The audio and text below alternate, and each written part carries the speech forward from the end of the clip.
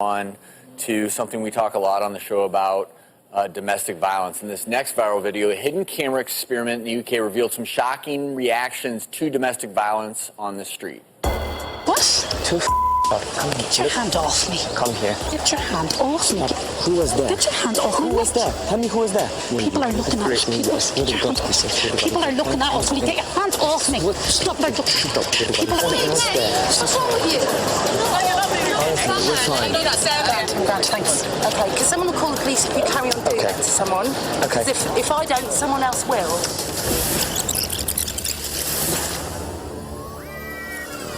You haven't listened. You haven't got an I've been saying to you. You're not even listening to me, that's what. Why do I push you like that? Because you won't on to me, and you won't listen to me. I don't have family. I wasn't. No, you can't be. No, you can't be. Don't try and walk away. Stop. Listen to me when I'm talking. Don't try and walk away from me. Stop it. Wow. So we showed you that because people were actually laughing when the girl was hitting the guy, yet people were willing to intervene when the woman was the victim. 40% of domestic violence victims are men. And I think this highlights something we often don't think about, which is domestic violence can affect anyone. Yeah, you know, I think what's interesting about this social experiment is you can almost be tempted to fall into the line of thinking when you watch the woman attacking the man, well, what are the chances that she could really hurt him? That is not the point. The point is not physical size, physical strength, the fact that it's probably more likely for a man physically to overpower or injure a woman. The point is abuse and violence, and it can be physical, it could be emotional, it could be psychological, it could be financial, and it does not discriminate. As you said, it affects men also, and I think, you know, you mentioned as we were watching it, it's always the women who stick up for the woman, but who stuck up for that guy? No one. Nobody. Well, and I think it gets back to something we talked about on the show. You know, we've come a long way, and even just the last year with all the awareness that was raised on these really highly publicized cases of domestic violence. But I think there's always been a bit of a tendency to say, well, it's got to be her fault if the woman is the victim. And now I think you see the laughing there. It's, well, I'm sure he deserved it. Mm-hmm. And I think that's the danger with domestic violence is if we don't get to a point where, look, if you're being abused, no matter who you are, just to be like, oh, I'm sure they deserved it. That's where I think the laughing comes from. But at the end of the day, we have to understand that any type of violent motion or movement to another person, it is terrible. And it's against the law. And it's considered abuse. And if anyone you know is suffering from this type of thing, you really should do your part in trying to intervene. The one thing about that video that I took away is early intervention. If you do see something like this occurring, the earlier you intervene before it gets to true violence where maybe there's weapons involved, you know, and that's you intervene and you do what that woman said, which is I'm going to call the cops.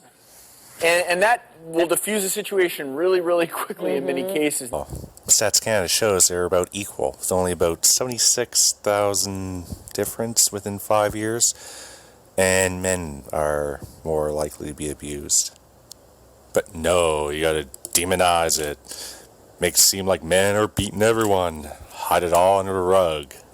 Women beat men, and it's a serious problem that feminists do not want to point out. We have no funding, we have almost no programs, and no support. By pointing to men as the primary cause, you're just making the problem even worse. Domestic violence is not a one-way street. Men beat women, women beat men, women beat women, and men beat men. But no, men cause most, if not all, domestic violence. As police, we're unfortunately all too familiar with the tragic consequences of men's violence against women. Halifax Police Chief Jean-Michel Blais says addressing gender violence is a complex issue, an issue on which men need to take the lead. We're firm believers that men's violence against women is first and foremost a men's issue. My wife makes me angry, so I push her. Today, Halifax Police and New Start Counseling launched a poster campaign called Being a Better Man. The posters are meant to be authentic and feature words and images that are supposed to resonate with men. The goal is to raise awareness of domestic violence. It doesn't matter what part of society you live in, domestic violence happens everywhere. It's everywhere. It happens everywhere. She said, if I can't have you, no one can. The first bullet hit me dead in the center of the chest. What is this? I kicked him in his ribs, I punched him in his chest, and I hit him in back of the knee.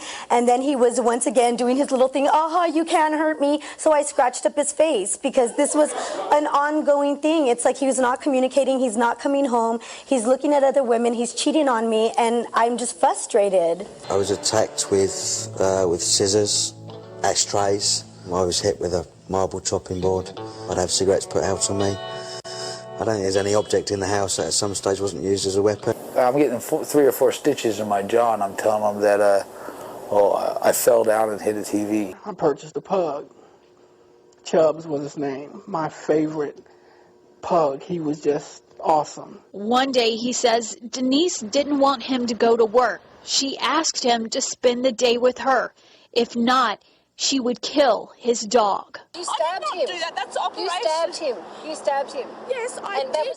In fact, if Sheree Maxfield was a man, she'd be labelled a monster. Daniel spent more than a month in the hospital and suffered through 8 operations. He still carries around the scars, and it is a heavy burden. A daily reminder of the woman McDaniel says intentionally set him on fire, burning away his flesh, his ego, and his peace of mind. That woman was his girlfriend. Was she trying to kill you? I think so. She said, do you remember what I said I was going to do to you? I said, Denise, don't shoot me. This time, police say she did 5 times. A gentleman was running up the street screaming, stop shooting, you're hurting him. He grabbed my hand, blood was shooting out of my mouth like a water faucet. I said, what is she doing? What is she doing? Is she reloading? He said, brother, you don't have to worry about her. She's laying dead at your feet. Armendariz said that she jumped on Hogan's back. She began punching his head on both sides with both of her fists. That she then clawed at him, scratched his face. She then kicked the back of his right leg with her right foot, causing him to fall to the ground on his stomach. She then kicked the right side of his ribs with her right foot. I asked Armendariz if Hogan had struck her, and she said, no, he never touched me. Wow. You didn't retaliate at all? No. Why? No. It was just wrong. He says he learned as a child over a game of Monopoly never to hit his sister, a lesson handed down by his father. He told me one time, he said, you do that again and you'll pay for it. You don't hit girls. A very different lesson from the one many little girls learn. I was taught if any man ever says anything to me that's inappropriate, I get to slap him. Did you ever fight back? I wouldn't say back, but I did hit her once. It's the only time I've ever hit a woman.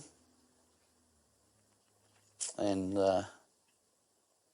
yeah, she actually won, because that's what her aim was to get me to hit her. Took her 12 hours. What do you mean it took 12 hours? From when she wanted me to hit her, from when I actually hit her. During that 12 hours, I had, probably got punched in the head about 50 times. I got spat in the face a dozen times. I got grabbed by the testicles and dragged to the ground half a dozen times. I got kicked, and eventually she cornered me and got in my face, and I hit her. So you're being honest? Yeah, I was instantly sorry, because, well, I could honestly say before that I'd never hit a woman in my life, and now I can't say that anymore. It might surprise you to know that Gellis says 1/4 of all domestic violence cases involve men who don't hit back. 2 months in the hospital, Dale Wales only has 1 lung. 2 bullets are still inside of him. Another he wears as a necklace. Wells still has trouble breathing and walking, has yet to return to work. Stratton says he knew a 180-pound tattooed guy would be laughed at if he asked for help. There's 100,000 male victims in our society who, when they present themselves as victims, the best they can hope for is that they'll be taken seriously, but more often than not, they'll be laughed at or ridiculed. What do you mean? You let your wife hit you? Why would you let your wife hit you? Hit her back. And he looked at me and he said, are you sure you want to get rid of Chubbs? maybe you should get rid of your girlfriend. Hindsight, I wish I would have made that decision. Research suggests men are 3 times more likely than women to keep the abuse a secret.